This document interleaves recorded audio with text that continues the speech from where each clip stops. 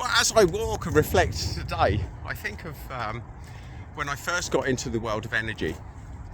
I always thought that if I went and gave someone an energy session, that they would feel better at the end of it. And one of the hardest lessons that I had to learn is that healing isn't always immediately good. What does that mean, Adam? Well, some people are comfortably numb, which means we have problems in our life, but they've been going on so long that we've learned to ignore them or distract from them. So let's take a couple of examples of classics in this department. People in that relationship where there's no love. They'd love to get out, but there's financial commitments, there's kids involved.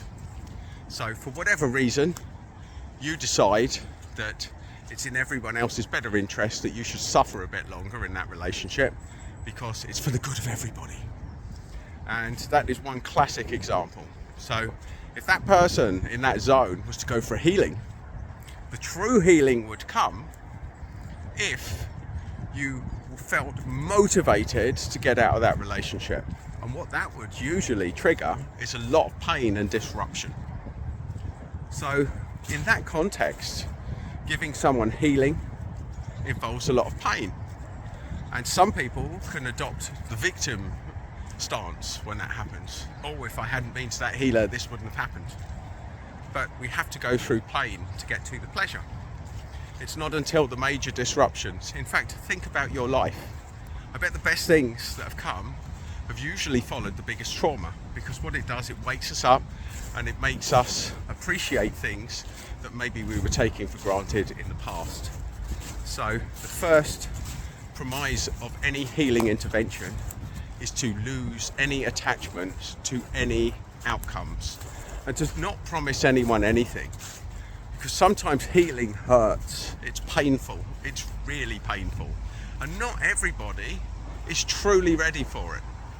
They might say that they are, we all think that we are, but then if you have to do the hard steps to take the actions to get you out of the place that will make you better, then they might turn into the victim and find out that that energy works better by blaming someone. Blame the healer, blame that nasty healer who tried to get me out of this abusive relationship that caused all this pain of having to exit.